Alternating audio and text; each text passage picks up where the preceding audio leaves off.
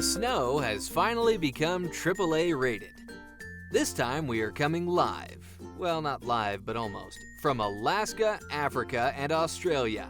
We are talking to Latiff Cherono about technology in Africa and how it has surpassed most of the Western world in some aspects. We discuss the invention of LED lighting and solar power in particular. All this and many more African gems in this worldwide episode of the Dane The Pain, with mutually beneficial canine costumes.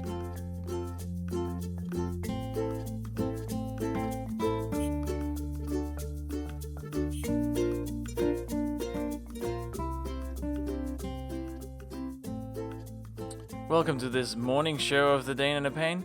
Joel, you know what? This is our first AAA rated show for Alaska, Africa, and Australia. It's pretty cool, actually. We're going to get to Latiff in just a moment, but first off, Joel, have you been running again? Yeah, I almost killed myself.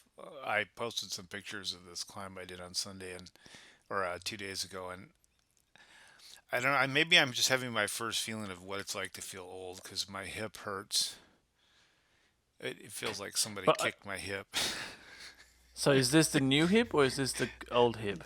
No, I've been waiting for technology to catch up with me, and I don't think it's going to happen in my lifetime. But now I'm getting old, Getting old. tired.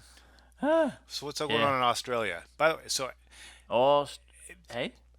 just out of curiosity, so when we speak about Africa, one of the things that I've always wondered about is when, on the northern part of Africa, where you have Morocco and those countries, or Egypt, why is there that delineation? Why are some of those countries sort of included in Africa and others not? Something to ponder. Don't have to have an answer right now, but I know somebody's got an answer for me. Well, it's easier because Australia's not included in anything. Like, we just Yeah. kind of the backside of the world, right? So we just get put down the bottom. No, it's actually been an interesting week here. I've started a couple of new projects, and I've now I don't have any conferences for like 5 months. It's quite an unusual feeling. So I'm like, woo, I'm just staying at home, and I'll include you in my pool woes. So we run a bed and breakfast, as some people might know, and and we have a swimming pool, right? And it's a good selling point for the bed and breakfast, and we enjoy it, twice a year, whatever it is. But have you ever tried cleaning this bloody thing? I wish there was technology that would just kind of you plunk something in there and it would just fix the water, because it's the bane of my life. There's so much work in cleaning a pool that people don't understand, I don't think. There's tons of chemicals to put in, and then not too much, and then one chemical to protect another chemical from sun rays, and it is mad what you have to do. So if you ever consider getting a pool that is not the Pacific Ocean, such as Joel's, then just maybe just research a bit more, because it is so much work. Anyway, that was my rant for the day. I just wish there was technology to help me in that regard. Yeah, you would think that with all the municipal water supplies and all the work that they've done, and treating water and all that there would be some sort of standard, either piece of equipment or, sort of algorithm for rebalancing the water automatically, that would run through a pump, Yeah, and why all you can't do I? is plug it Yeah. in. What? Or you just have. Here's a good idea. You have a device, and you add whatever necessary chemicals in containers for it, so it has access, and then you have automatic measuring and analyzing, because they can do that. We take it to the hardware store and they analyze the pool water and give us a nice report of all the things we have to buy right now to not, make people Yeah, sick. That's kind of their selling point. But yeah. why not have something that was, could be Wi-Fi enabled, and then it would know what the weather is, so that it would know, how much sun is coming, if it's raining, windy, because we got trees around it as well. So we get all of these leaves and organic crap that falls in it, which again then Well, pollutes you the really water. shouldn't be throwing crap in your pool, Is that what I'm doing wrong? organic or Oh. inorganic. Sorry. Well, Christian throws rocks in there, so anyway. Um, Nice. I think that's enough ranting. Yeah. I just want to introduce our guest. We finally got this guy on the show. Joel's been talking about it for a while. So formally introduce Latiff Cherono. He's a consultant in manufacturing and business process improvement for a South African company, and he lives and works in Nairobi in Kenya. He's also been working in the US for many years. And he works, I believe, correct me if I'm wrong, Latif, but you also work for a university in Nairobi, is that right? Um, no. How did I get that? I think that was your LinkedIn Um, profile. It said Tri-State University. no, that's where I went to school. But Ah, gotcha. Thanks, yeah, LinkedIn. That was good. yeah, yeah. But Well, welcome to the show, mate. thank you. It's a pleasure finally to um, connect with people on Twitter.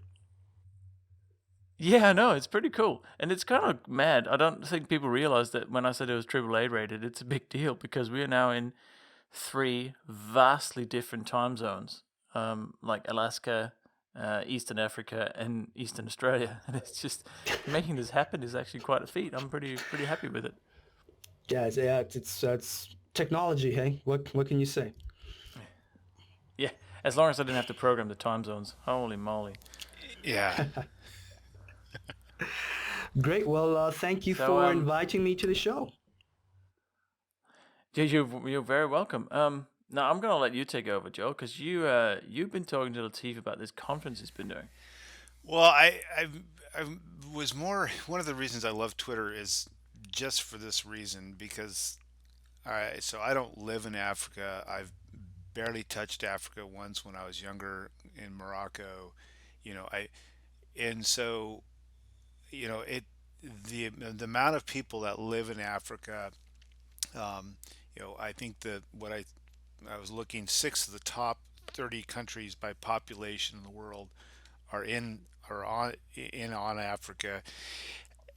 Um, it just it's really fun to talk to people that actually live there that are in sort of in the thick of things and get real perspectives on what is going on. And one of the reasons I started following Latif is just because of that, because you get a real perspective on what's happening in their world, as it relates to technology, your own life, interests, that sort of stuff. And so that was one of the reasons I wanted to talk to you and have you on, is just to have you share your experience.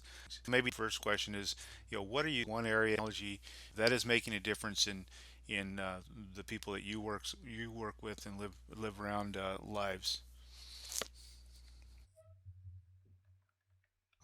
Okay. So I'll tell you the story. When I moved back to Kenya and I flew into Nairobi, and on the drive from the airport back home, we were stuck in traffic, and this guy pulling a hand cart with all sorts of potatoes and vegetables. Um, put I mean, we were stuck in traffic, so he pushes his hand cart past us, and I'm looking at him, and I notice he's pulling the hand cart and looking at a phone. And this blew my mind because this is somebody who was making maybe, if he had a really good day, maybe $10 a day, but he had a phone. So, it blew my mind. And I asked my friend, why does this guy have a phone? And he said, everyone has a phone. And not only that, he's probably doing business on his phone. So he's probably checking to see where he needs to deliver all the vegetable on his cart and then schedule up another delivery. So that completely blew my mind. So I flew into Kenya thinking, oh, I have a smartphone. I'm going to tell everybody, hey, smartphones are great. Only to realize that in the States, what we were using smartphones for was not about changing lives. It was just for entertainment. Whereas in Kenya, phones were actually making a difference in people's lives. So that really forced me to throw away all my perceptions that I was coming back home with and start afresh. So tech in Africa has it's really a dichotomy. On one hand, it's frustrating because if you're looking at infrastructure cost, it's very expensive. But on the other hand, it is bringing so many people from one level and leapfrogging into another level. So for example, a whole bunch of people never had access to landline phones. Now they all have mobile phones. You know, that's just crazy. And now the shift that we're seeing is people moving away from dumb phones into smartphones. And that's also amazing. So you have to deal with these two things on a day-to-day basis. Yeah, well, I mean, Does I that think answer that's a your really question a that's little an bit? interesting. Do you think that that is something sort of specific? And I'm presume you're talking about Kenya. Do you think that would apply more broadly beyond Kenya into the other countries? That trend? I think so. So the two parts of Africa where this really wouldn't apply as much would be South Africa, because South Africa had its own um, path to technology. So they're really way ahead of everyone else in Africa. Um, and then the northern part of Africa, so maybe Egypt, Morocco, Algeria, Tunisia, they're also were way ahead of sub-Saharan Africa. And I'll use that in quotes because that term right now is not really kosher, but it is what it is. Oh, So really? I wasn't aware of yeah, that. Is that not politically correct to use that? um, there are a lot of connotations with that that come with that term. But unfortunately, it's the only term that describes Africa below the Sahara. Um, but Yeah, yeah, yeah. that's, Because yeah, that's to me that was the impression. I never actually understood that there was negative connotations I think associated with that. To me, it was like saying Eastern Australia. It's an area. But there you go. I learned something new. yeah, yeah. It has some whole political, there's, but we'll not delve into that. No, sure. uh, but pretty much if you look at from Liberia, Sierra Leone, Senegal, Ghana, Nigeria, coming from the west, going into Central Africa, so Zaire or Democratic Republic of Congo, Uganda, Kenya, Tanzania, Somalia, and then going south, Angola, Mozambique, Zambia, Zimbabwe. Any problem that is in one of those countries, most likely it's going to be in all the countries. Just where it is in as far as development may change a little bit, but it's Mm-hmm. about the same. So what most people are doing and looking at developing tech, they're not looking for solutions that will scale in their country, but are looking at solutions That's that will interesting. scale across So that Africa. was one of the questions I had for you, and this is it's not really specific, but it has to do with uh, foreign investment in Africa. And I know the U.S. has had a sort of a consistent uh, engagement in loaning money, but that China in the past 6 years, 8 years, has become sort of this really dominant, at least from the outside looking in, country as far as investing in infrastructure, buying lands, also bringing in workers to work. And I'm curious your experience, if that's something that you've noticed, if you have an opinion on, or if you would, I'm not asking you to speak for the continent necessarily, but if you have general feelings about that, I love to hear that. Yeah. So my personal feelings about that is, without a doubt, China is moving Africa forward. I mean, they are here to invest, and they're doing a lot of investing. Um, I mean, really just taking it. Any other country is minuscule compared to what China's doing. So I remember growing up in the 80s, most of the development was happening from China Oh no, sorry, not China, Japan, and a little bit of the EU, and that was it. As far as America was concerned, their involvement was mainly through the Peace Corps, and that was it. Really, no major infrastructure development, nothing of the sort. So China came into Kenya right around the beginning of the 90s. And since 2000, their investment in Kenya has been incredible. Yeah. I mean, if I was to put it on a pie chart, maybe 85% is Chinese. Wow. Yeah. Holy Yeah. moly. Yeah, it's pretty remarkable. So what does that meant for let's just pick Kenya as an example, right? Because you kind of know that, I would imagine. What does that meant for, say, the quality of life that China has made this significant investment into the country?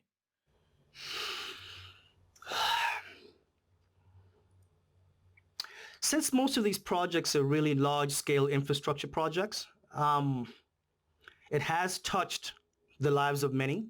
But as far as making their lives better, the only thing I can say that's really directly affecting them is having access to goods coming in from China at a lower price. So this is a good analogy. Right around, in the 80s, Kenya had a retail clothing industry, right? Homegrown, local. Yep. And then coming into the early 90s, all of a sudden, that market was supplanted by secondhand clothing. So coming in from the States, right? So I'm sure you've seen the famous picture of a Super Bowl champion with the other team on it. But that T-shirt is in Africa. So so if you always wonder what happens to, the Super Bowl losers, all their T-shirts, they usually they end up in Africa as secondhand clothing, right? So so that's what most people used to. That's what they could afford, because they couldn't afford new clothes, so they bought secondhand clothes. But what's happening now is that you're getting new clothes coming in from China at a lower price than secondhand clothes. So that it's kind of a no-brainer then. Yeah. So that type of transition is what is really affecting people's lives, just having access to that. But then the downside of that is, the actual local manufacturing capacity has been reduced dramatically. Unrelated question, but we've talked a lot about on the shows about the rise of, or at least I have, the rise of nationalism as it relates to information and the internet, encryption, and you kind of mentioned that South Africa is further along in sort of evolution, if you will, and maybe the north of Africa has a different path. Is your experience that you see any of the seeds of that sort of nationalist movement in either where you live in Africa, where countries are looking to be more insular or protect their intellectual or internet based businesses from the outside, or do you have any thoughts on that?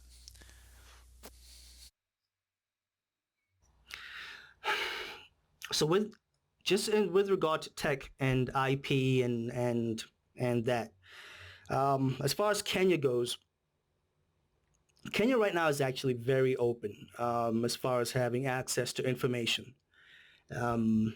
Through our history, we've had instances of not having access to information all the time, but that was through the traditional media, so print and TV. But the access or the advent of the internet has really enabled people to not only see what's happening outside Kenya, but be able to communicate freely within Kenya. So Twitter, for example, is a great tool for activists in Kenya to use. But if we go back to just tech and IP, we don't have a good framework to collate and protect IP generated in Kenya. But that's something that's working on. In fact, I think Microsoft actually started an initiative to help catalyze that process along, and I think that was about 3 years ago. Yeah, I think you're right because I heard about a similar project from Microsoft that they were doing in Nigeria, and I believe it's to do with the IP protection as well. Because there's tons of amazing ideas that come out of it. We've talked about some of them on the show before. One of them was a drone flying into remote areas with medicine, for example. You actually just fly in 5 minutes where it would normally take a day to walk or something. So things like that that are critical to the advancement of certain countries. Um, and the IP for that is obviously in Africa because, well, you guys are the ones that are coming up with it. Right. So I think that's a really good point you're making that you need to maintain especially in technology, the IP and the ideas within the country because otherwise it's not going to benefit the right people. I think is that a fair thing to say? That is, and actually, that actually relates back to the Chinese investment. So, one of the downsides of the huge Chinese investment is that we're not seeing a lot of that transfer of knowledge from the Chinese companies or the contractors doing the huge projects to the local companies. And if it is happening, it's happening at a very slow rate. Yeah. And then back to IP and African solutions. So this is kind of what's happening within the African space. I'd say prior to 2010, the involvement of Google and Microsoft really, or Microsoft especially, was just in the enterprise space. So just, Office and Windows licenses to governments, etc. Because Microsoft has been in Kenya for about 20 years. So they've been here. Yeah, they've been here for a while. But then after 2010 is when the whole app economy started, right? So a lot of the impetus was on training developers to create apps. So Google did that, Microsoft did that, but it really was an exercise without a viable end. So you created all these developers who created apps, but those apps were not solving problems. And there were, I'd say maybe 3% were actually viable apps. The rest of them were rubbish. And I'm just call it like it is. I think that's true for any country. I think there's so much rubbish. Right. It's So that was, let's say from about, say 2009 to about 2013.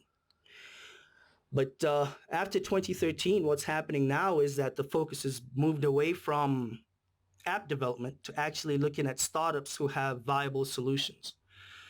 So this actually leads me back to the Next Tech conference that happened at the beginning of February.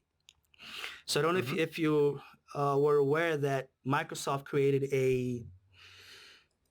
let's call it a fund accelerator program for Nigeria, where they would pick, I think, about 10 startups that have a viable solution, and they will help them scale that solution out from the idea stage all the way out into a viable business. So at the Next Tech conference, they announced that they'll do the same for the East African region, where they'd select 15 startups and put them through that same process. So I think that's a much more sustainable way to grow technology and development, actually have something sustainable come out of it. So it's definitely a positive sign. So I'm kind of curious if there's one idea that you think sort of rules them all, or you think has real merit. One of the companies that we covered a while back was called a tiny startup called Farm Drive, and I thought it was interesting because they were, in essence, allowing individuals to purchase and this is, I can't remember if it was Nigeria or Kenya, but purchase livestock, a cow, and then be able to buy a cow versus buying a herd or half a herd. So it would allow an individual or a family to buy an animal, and then they would own if the animal had a calf, they would own the calf. And it doesn't, where I live, that seems a little abstract, but for someone uh, who doesn't have as much means, it's a way in. And I'm wondering if there's any businesses or ideas that you think very specifically will take off and sort of propagate all over Africa, or what do you think is the next big thing? So really, I think the ideas that are going to take well or take off are the ones that solve actual problems. So the problem with the startups that have come up until maybe about a year or 2 years ago have been looking at problems from outside. So somebody coming to Kenya and saying, I think you guys have this problem. We would like to, we have this problem and we think this is a solution for it, you know, and usually that never works out. What is happening now is that people inside Kenya are saying, this is the problem. We are going to try to figure out the solution, and we'd like you to partner with us for your skills and your expertise, but that's it. And then a good example of this is a company called Copa Solar.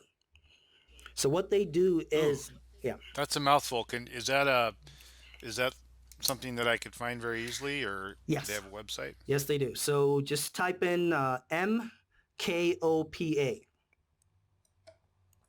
Okay. So what Copa Solar does is that they provide um, access to um, first access to lighting. Okay, and all this comes through sustainable energy. So what you do as a consumer, if I'm living in an area that doesn't have electricity, which, as you can imagine, quite a bit of sub-Saharan Africa has, I would get into a almost like a leasing program with Copa, right? So I would buy a solar panel with some lights, and as I pay them, I get credit for to be able to purchase other things. So I can be able to purchase maybe a refrigerator, or I can purchase a cooker, or I can purchase a TV. But everything is coming from sustainable energy. So the solar panel essentially ends up paying for itself. The consumer ends up building credit history with the company, and they get to have access to essentials that they didn't have before. So you can imagine if you have access to a fridge where you didn't have before, your food can last longer, you know, or if you have lights, your kids can study later into the night and are not using kerosene lamps, which is actually a lot more expensive Mm. than sustainable uh, solar panels. Are they all over Africa? But they're all over Africa.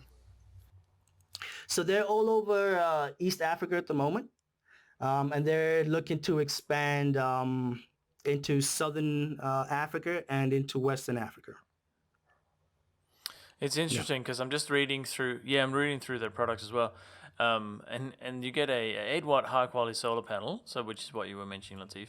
But Yep. then it goes through what's included, and there's two things that stand out to me. One is that LEDs now has made this possible because if you had a normal incandescent light bulb attached to this, there's no way it would work because it just Right. wouldn't generate enough power. But LEDs are so low power and so bright light that this now works. 3 LEDs are included. The other thing I noticed is that part of the standard kit in the base package is a phone charging USB with 5 standard connections. And this comes back to what you were saying before about everybody has a smartphone now or USB devices. It might be Right. music players, it might be other forms of communication. So I think Right. this is so pertinent and a product that in my limited view, granted, of Africa, this Right. is critical. Right. Right. Yeah. So I think I just want to really say this point. Solutions that are going to work in Africa have to come from Africans themselves, and this is not a dig at anyone who's helping Africa, not at all. But really, Mm. you have to be here to understand the needs and then understand how somebody would perceive that solution is adding value to their lives. It's really as simple as that. I so along those lines, one of the other areas of things that we've talked about in the past are different kinds of payment systems, and in an area that, at least from my reading, that Africa, I think, in some ways leads or has led, is in different types of mobile payment systems, whether it be by uh, SMS or what have you. Are there, what's your experience, and are there any companies or ideas that you think are sort of taking off where you're at? I'll just put it to you this way. I hardly ever go to an ATM just because I have mobile money. It is so convenient and so ubiquitous that if I walk outside my house and go to my street, I can see three mobile money agents. Whereas if I wanted an ATM, I'm going to have to go maybe 500 meters to find an ATM. So mobile money is, from a financial standpoint, it is where it's at. That's, I just think that's crazy, because I last night, no, I went to a basketball game last night, and I went to an ATM and got some cash, and now I'm guessing that Lars and I both are I think you're in a city, right, Latif? I'm in a rural location. I think Lars is Right, relatively rural as well. And that sort of is the inverse of what right. someone, if you said to someone, my neighbors, uh, what would you expect in Africa versus in Alaska? That's just the opposite of, I think, what they would think. Most people, I think, would say that we probably are further advanced, but in fact, it sounds like we're lagging significantly. Oh, No, it's the same in Australia because we've gotten so used to ATMs and we've had them for 30 years and they're everywhere essentially, that the whole mobile payment system is, people don't trust it. right. It's this thing of, oh, what? I'm just tapping my phone. I'm not sure that's going to work. So there's a trust issue as well, because if you go and you get physical cash out, you know you got the cash in hand and you trust the bank, right? As funny as that may sound. But this mobile payment thing is not being trusted. And I think that we are definitely lagging behind on that part, because um, even in Denmark, when I go there, the mobile payment systems are also quite prolific, because all the street vendors that are, say on the pedestrian area in Copenhagen, they all have some sort of mobile pay that you can just pay for your what's it called, the cooked almonds or whatever it is you're buying.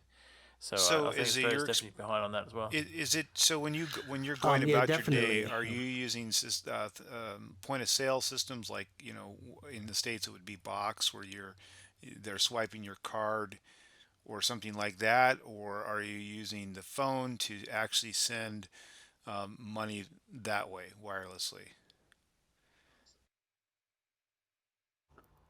So everything is on the phone. There's really no point of sale, tap and swipe. That's maybe the next step to make it a little bit more convenient. But everything is via the phone. So it's all, um, I just send, it's essentially, I'll just send money from my To phone someone to else's. another phone, you know, and then from that phone to just, Well, yeah, to somebody s- else. So and so what is the role of the it's, banking system it's in that? everywhere. Yeah. Or is that too far off in the weeds? The bank, okay. S- Actually, no. So the banking system is, they've been under threat and or under disruption.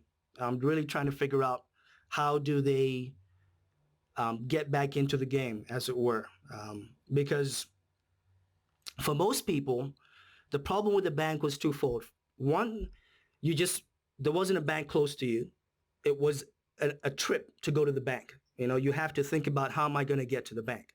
And imagine if you're in a rural area, for you to get to a bank, it may take a day, half a day to get there, half a day to get back home. And then the second thing was the entry point for you to get into a bank. You had to have a certain amount of money to open an account, and you had to keep a certain amount of money within that account. So many people, in fact, the large portion of the population was locked out of the banking system.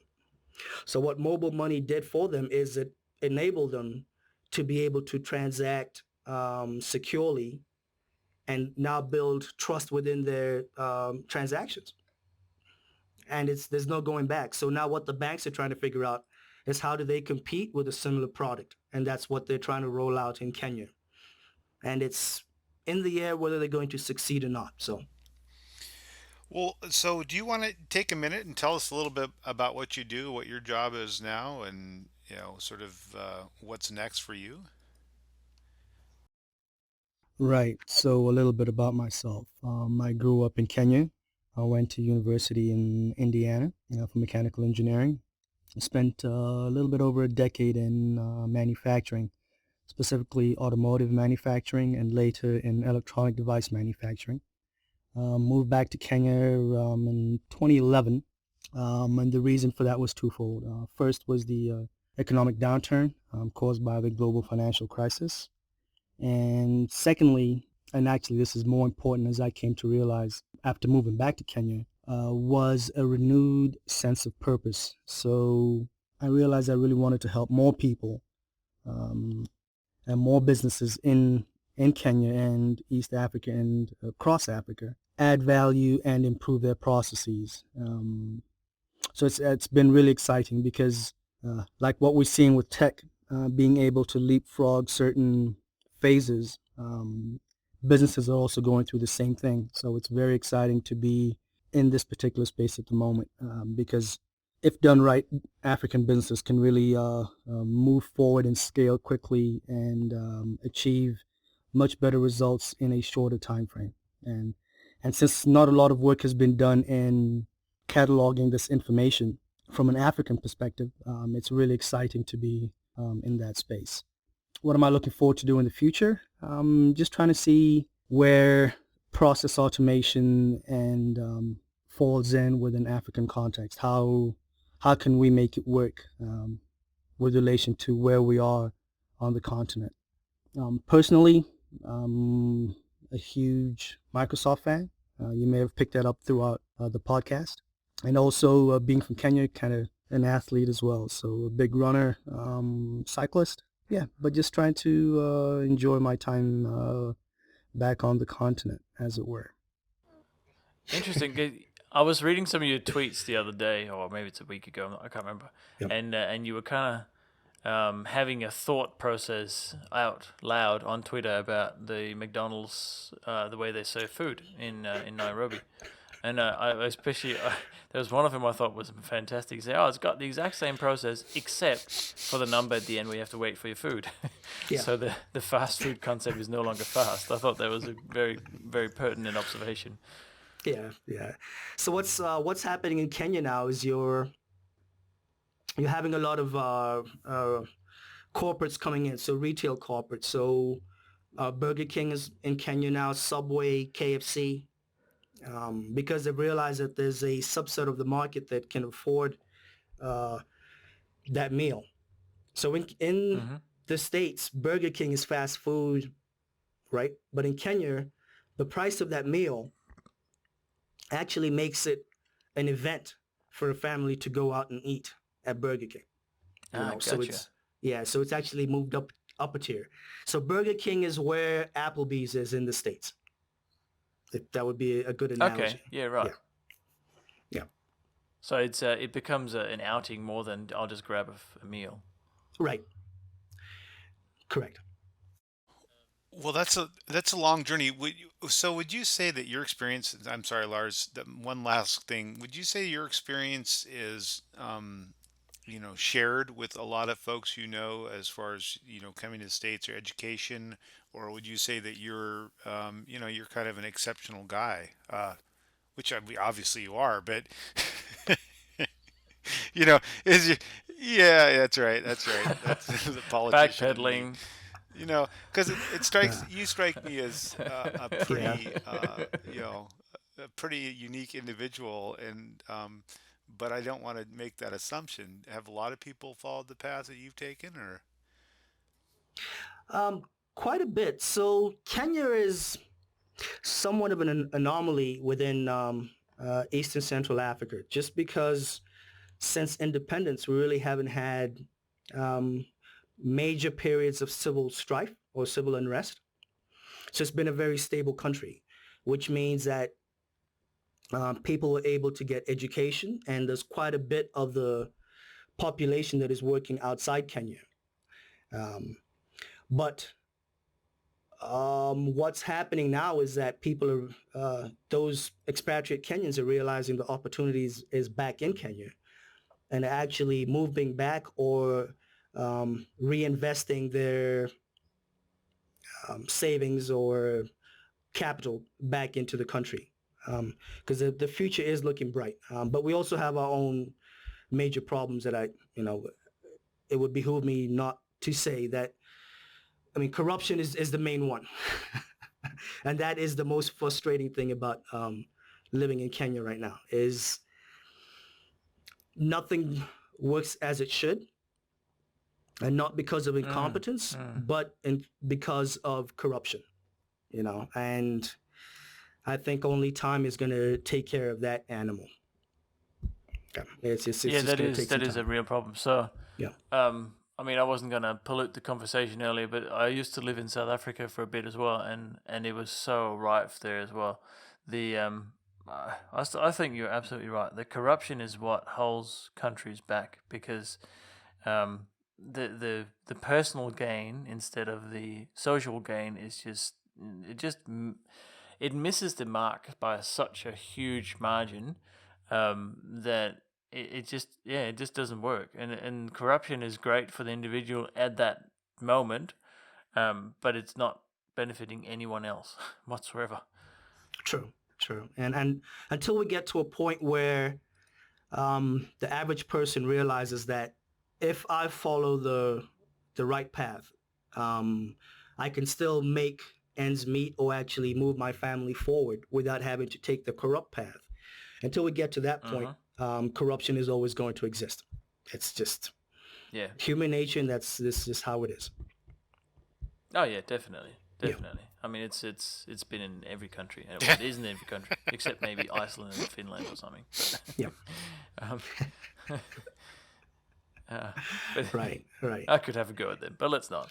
And it's yeah, it certainly is very interesting. When you were talking about the tech with the mobile phones earlier, it brought back a memory of me that I went to a village in South Africa, and we were visiting one of the elders there for a conversation around national park management, and we drove past a couple of I guess we call them shops or buildings, and there right. was just a lady standing there with a mobile phone. And I said, "What is she doing? She's just standing there." And then the guide that was with us went, "No, that's the phone box. That's where people go to make a call." I went, "Oh yeah, that makes perfect sense." So in many ways, the advent of wireless technology has made a huge difference. I would imagine. Oh, it definitely has. It really is amazing knowing that everyone has a phone and you can contact anyone anywhere. You can send money to anyone anywhere instantaneously. Mm. Um, yeah, that's just mind blowing. Yeah, it's Yeah, it's huge. yeah, has it been that long? I I, it you think know it's is. what? time, I have Joe. to say, it this. I honestly, Latif, I could talk Has. to you all day because really it's so interesting to me, and actually it's reassuring to me. I mean, my core belief is that all people are good and people want to do the right thing, and so much of what we hear and see tends to reinforce the bad. And my sense is that if I was broke down next to the road in a car, that you would pull over and help me, and I like to think I would do the same for you. And talking with you uh, reinforces Definitely. my concept that people are are good, and I really appreciate your time today. Oh, thank you for having me on, and hopefully, maybe we can make this a monthly That'd be thing fun. or something like that. Yeah, Yeah. I just I Well, we're was not quite done listen. yet, Joel. I was trying Don't to just get do that. I know what you're doing cover here. the I know joke exactly because I what don't you're want to doing. hear it. No, no, but yeah, it is time for the joke of the week. It's the joke of the week, so come along with me. I cannot promise it will be funny, but it's the joke of the week. So, did you know that they found the gene for shyness? Did you hear about that? No, I hadn't heard about No. that. No, no, they would have found it earlier though, but it was hiding behind two other genes. Oh God, that's See? Oh, I got a laugh. There's a laugh. that was not a laugh. That wasn't even a chortle. Yeah. It was. Yeah. That was hilarious. Is what it was. Ah, that's fan. Yeah, I've got so many more. You would not believe it. Yeah. Um, We ran out no, of time. thanks very much, Latiff. I agree with Joel. To be honest, I could talk for a lot longer. But you know, we don't want to completely take over our listeners' brain just yet. And I think that unless you want to add anything at the end, we're gonna make it a day there. Um. Yeah. So I had an interesting conversation on Twitter with a gentleman who works in a large company that is running taxis in Kenya, an international company. I'm sure you can figure out which one it is. And how this conversation came about was a well-known analyst tweeted out an image or a stat showing the rise of smartphones in Africa, and it's like a hockey stick, going through the roof, which is true. Yeah. And then an observation was made that it's a pity that these smartphones are dumb phones, meaning they're not connected. Oh, sorry, not dumb phones. They're dark phones. They're not connected to the internet all the time. And that was seen as a pity. And my reaction to that is, no, it's not. Because, first of all, the cost of data is expensive. Somebody can't afford to be connected to the internet all the time like you and I do. But more importantly, going from a dumb phone to a unconnected smartphone has a lot of advantages. You are able to run local applications. You are able to maybe capture better pictures. There are a lot more inherent capabilities within a dark smartphone than a connected smartphone. So, and it comes back to what I said about thinking about Africa solutions within the African context. You can't say a smartphone is great because it gives you the power of a computer in your hand.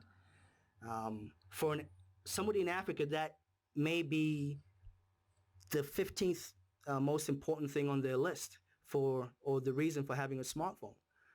And there are 14 other more important things for them to go out and spend, half their monthly salary on a smartphone. So if you're thinking about tech in Africa, really try to change your perception and think about what's happening in Africa, what are the needs, just from the perspective of the person who's on the ground here, and not from what you think is their need.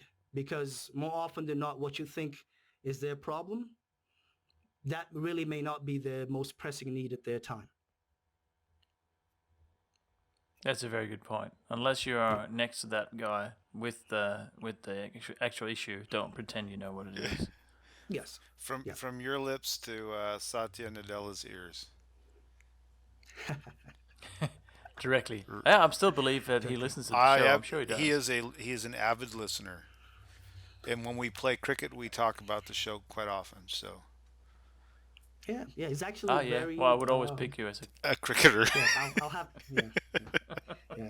So this is my point in the show to kind of I don't know, feel good.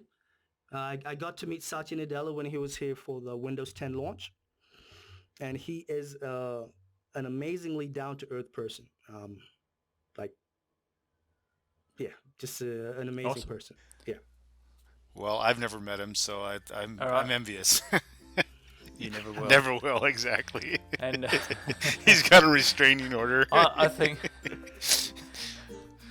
on that positive note, Joel, I think we're gonna have to end the show here. Thanks very much, Latiff, for joining us, and until next time, dear listeners, stay warm. All right. Thank you, Lars. Thank you, Joel.